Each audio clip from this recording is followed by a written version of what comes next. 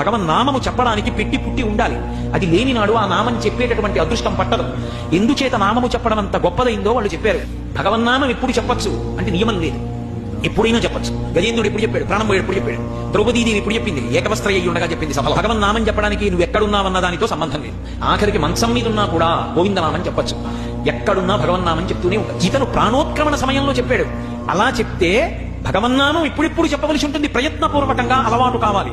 ఎలా అంటే కూలిన చోట అలా వెళ్ళిపోతున్నాడు, ఏదో పరద అడ్డొచ్చింది, తూలేడు, పడిపోతున్నాడు.